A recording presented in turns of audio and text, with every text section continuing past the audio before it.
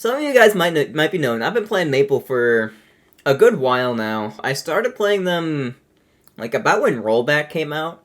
You know, for a fast character like Maypul, like, just having Rollback is so nice. I still could not stand playing Maypul on delay-based at all. So just being able to play them with Rollback, mwah, chef's kiss. Started playing Maypul then, and, I guess more recently, because I've been kind of playing the game on and off, I've been playing a lot more after Genesis, and I think we all know, you know, like when a player like Soul Rifle gets third at a major like that, you know, like with just like a massive breakout performance for the character, you tend to see a few things that they do. And it's like, yeah, I'm not doing all that, but I could steal a bit of that, you know, just a bit that you can pick up and use for yourself. It's always nice having a player like that really just breaks through, because there's always a bit of inspiration you can take. You figure out what works, what doesn't. Honestly, it was kind of funny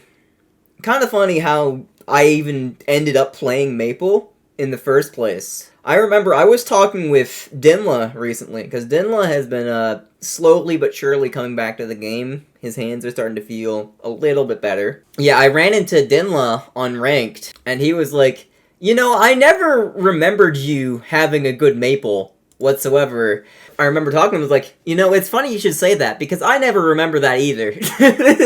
This was very much a new thing for me. If you look at the characters that I've mained in the past, my first main was Crag, and then when Ellie came out, I started picking them up and slowly transitioning to Ellie. You know, Frig, thanks for the follow, appreciate it. Maypul's a very different character from both of them. Initially, I remember when I first started picking up the game, like in 2015, when there was only like 7 characters in the game, Maypul was probably my worst. Maypul, I did not understand Maypul whatsoever. There were just so many mechanics to them that I didn't really get how to utilize that well. And just in general, like, I was not prepared to play a fast character. I didn't really understand, like, how to abuse their speed or how to utilize their combos or anything like that. My Maypul was just atrociously bad. It wasn't really until when I started playing Workshop, actually, that I really started to figure out how you can play fast characters. More specifically, because Workshop has a variety of characters that you can pick up and learn. That's something that I've always loved about it. But there was one character in particular, Zephyr, had this really cool glide mechanic to them, and you could use that to sort of just weave in and out and then come in like from like a super far distance just very quickly. I absolutely loved that. I thought Zephyr was so much fun. It kind of got me into the mood of like, you know, this is a really fast character that I'm playing. I usually don't play characters like this, but I'm kind of making this work. I'm wondering if there's a character like this in Basecast that I could kind of transition into. And that kind of inspired me to start playing Maypul a little bit more. Especially once Rollback dropped and I was really in the mood for Basecast. I'm like, yeah, let's play some Maypul.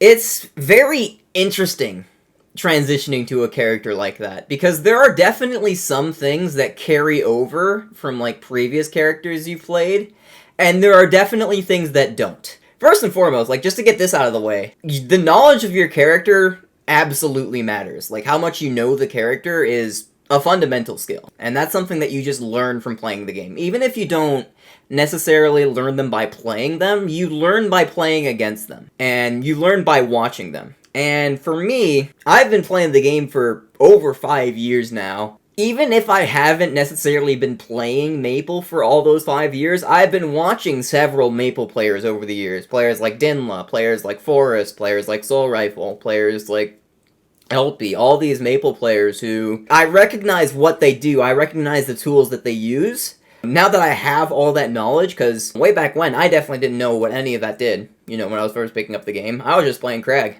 I was just doing whatever the heck I wanted to do. I didn't care about anything else. Now that I recognize, like, what tools Maypul had, it definitely made picking up the character a lot easier. And that was one thing. But then there was a matter of playstyle, because Maypul is a very different character playstyle-wise than Ellie and Crag. What I found to be kind of surprising was how I could kind of take what I learned from Ellie and Crag and apply them to Maypul in a different way, while still essentially doing the same thing. I think a good example of that is how I tend to play mid-range. With Ellie in particular, one thing that I think I really excel at is using missiles as like little pokes in mid-range. Because usually what I like to do as Ellie is I like to kind of just space out my missiles so that they can interrupt your movement. Like if you're trying to move to a platform, there will be a missile ready for you. If you're trying to come at me from the ground, there will be a missile ready for you. That's kind of like something that I think I'm really good at with Ellie. And what I noticed with Maypul is that because Maypul is just so freaking fast, I can kind of just do that with my movement and be the missile myself. So instead of, like trying to use a missile to intercept their movement, I could just go in there with an air or a dash attack or whatever I want to do because I can just move in and out. I'm fast enough to do that. And so that was something that I kind of clicked with me right away. The other thing that was kind of interesting to me was recovery. Because Maypul recovery is very different from Ellie. Ellie has like a very grand recovery. They don't necessarily need to stick to the wall too much. They can kind of just fly wherever they want, shoot missiles wherever they want. They don't really have to care too much about a lot of things, in all honesty. When it comes to Maypul recovery, what I found is that I kind of have a pretty similar recovery style to what I do with Crag. Because with Crag, first of all, I learned how to use Wall Pillar. Yep. Wall Pillar is just like a fundamental Crag recovery tool. It poop-de-doop. Thanks for the follow. That's an interesting name. Yeah, Wall Pillar is essential for Crag. Like, if you don't know how to recover, like, next to the wall, and how to make sure you get your wall text down, you're not going to be recovering super well as Crag. It's something you just have to learn how to do. And what I've noticed with Maypul is I kind of have a pretty similar style, where I try to get low to the wall, and then I can use my wall cling, and that can form as a little bit of stall. If they hit me at any point during the wall cling, I can just wall tech, just like a Crag recovery. And what's interesting about that is not only do I have the stall with the wall cling, but I can also just very quickly get past the ledge with things like the side B, snapping the ledge, or things like the quick back air or anything like that. There's a lot of very fast, very unreactable options that I have to get past the ledge as Maypul. And that was something that I definitely picked up on really quick. That's pretty much exclusively how I recovered, and how I recovered well. What's weird about that is that you start to notice a lot more problems with that style, and like more specifically against specific characters. I remember when I played against Lucio in one of the S4s, that was the first time I really actually had to deal with Silent Ledge. Because when I'm recovering as Ellie, not only can I just fly over Ori and not give a shit, I can also shoot a missile at him, and that'll make him lose the sign charge, It's like, okay, sick. I don't have to worry anymore. I can just hit you with missile, that deletes sign charge. Even if that doesn't work, I could just fly over you. I don't really have to care about the situation whatsoever. Meanwhile, when I'm recovering as Maypul, it's like, okay, I'm gonna go low, I'm gonna wall tech, okay, a wall tech sign, okay, now I'm away from the wall, and now there's an F smash, and now I'm dead. Oh god. Help! What do I do? It was kind of a startling situation where it's like, okay, I need to start thinking about this a bit differently now. Maybe try and mix in a few more high recoveries with up air, or try to be faster at the ledge and try to really mix up my timings. What's also been especially different when it comes to Maypul is learning their combo routes. I'd say my main advantage when it comes to, getting familiar with their combos is just that I've played a lot of characters, not only in Basecast, but also in Workshop. I've just gotten familiar with how combos and rivals work. One thing that I think carried over very nicely from the other characters that I've played is learning their platform extensions. With Crag, one thing that I did a lot was knocking them up onto a platform and then doing Waveland down smash, just to cover a lot of options. It's something that's pretty standard, but still very good with Crag. And it's something that I've implemented, I think, very well into Maypul. Not only just doing Waveland down smash, but also being able to do stuff like Waveland up tilt, and get an extension that way. So that's something that I think I picked up pretty quick on Maypul. One thing that was definitely weird was getting used to Tether. The thing about Tether is that there is so much more nuance to it that you don't really realize if you don't play Maypul. Getting used to the tether angles is one thing. Like, getting used to just, like, timing your tether after your attack, and then, like, making sure you tether to the right side, you don't accidentally tether above, which you do a lot, or at least I do a lot, because I'm bad. Getting used to, like, what that really means, like, when you do want to tether behind them, or tether to the side of them. I remember when I first started playing the game, I didn't even realize that short tether was a thing, or what short tether really meant, because what short tether means is, like, tethering to the closest side of them, which gets you to them quicker and lets you act out of tether quicker than if you were to tether to any other side. But yeah, getting used to tethering combos was weird. Not only just because, like, the differences in the types of tethers, but also when it's optimal to use tether as opposed to just comboing with your normals, as well as when you can even get a combo off of tether, because the thing about tether is that it's very percent based when you want to go for it. The hit stun of the move you hit them before tether is a big thing. The distance between Maypul and the opponent is another thing, because if you're close enough, you can speed up the tether significantly. As well as just, like, what move you follow up with afterwards. Like, if you do tether nair, that'll work earlier than tether forwarder, because the nair comes out faster. It's just little nuanced things like that. It's very specific on when it works, and you kind of just have to get a feel for it yourself just by playing the character or playing against. You can kind of figure it out playing against them, but it's usually just like, when can you mash air dodge and when is a tether confirm guaranteed. That's the amount of input you have when you play against tether. But when you're using tether yourself, you really have to make sure that you're, like, on top of when you use it at the right time.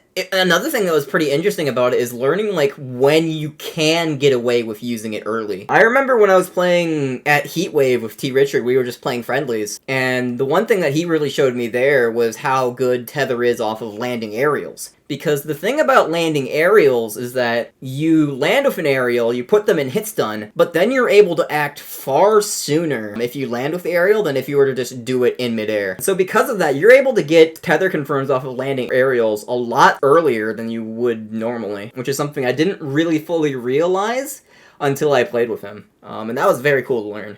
Another thing that was kind of interesting about Maypul, I'd say this is the one thing that I definitely did not understand when I was first picking up the character, was when to use their strong attacks. Because the thing about Maypul is that their tilts are so good and they have so many confirms off of tether that the smash attacks really aren't that useful all the time. Like, you pretty rarely confirm into smash attacks as Maypul. You usually have, like, some sort of tether confirm. If you do end up killing with a smash attack, it's usually because you either hit them into Lily or you gotta parry punish. You know, you very rarely, like, just use a smash attack on its own. Starting out, I hardly used them at all. It was very weird trying to figure out, like, when I can sneak in smash attack. What I ended up kind of learning about them is that it's more so when the opponent isn't ready for the smash attack is when they start getting really good. One thing that I've definitely learned to really like is the Dinla combo, where you do, like, landing up air into down smash. And what's really nice about that is that if you do, like, rising up air onto a platform, you can hit fall it and then get a smash attack in, sneak that in that way.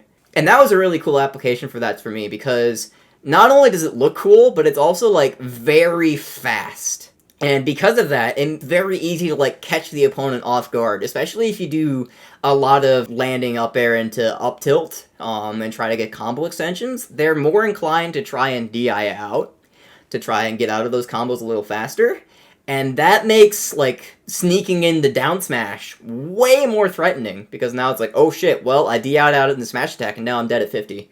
Sucks to suck.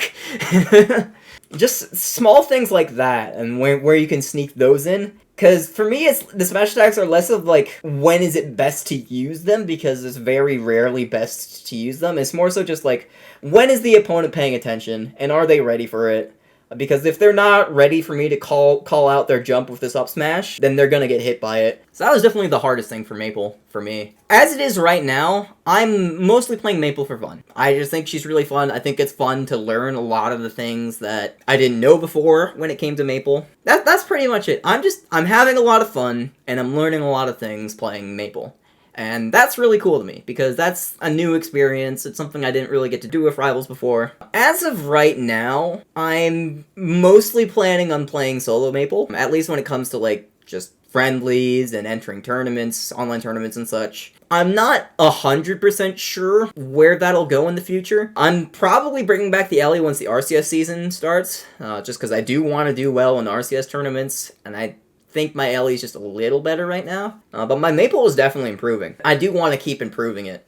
I do want to keep learning new things with them, just because I'm having a lot of fun doing that right now. During the RCS season, we'll see. It'll probably be a balance of the two, but not 100% sure right now. I don't know if I'd necessarily recommend new players to, like, follow in my footsteps when it comes to picking up new characters. I think when you're starting to learn a game for the first time, it's much better if you stick to a character and learn what they do first, because they will fundamentally teach you the game from that perspective. For someone like me who's been playing for a while, picking up a new character can happen a lot more naturally than you might think. It feels very rewarding to do that, to be able to pick up a new character and implement what you learned from a different one into something brand new and make something new of it. It kind of expands your playstyle a bit, and it can feel really cool to play more than one character, honestly, because there's a lot more to fighting games than just your main. That's definitely something that I've been trying to push more as of late when it comes to entering workshop brackets and picking up Maple.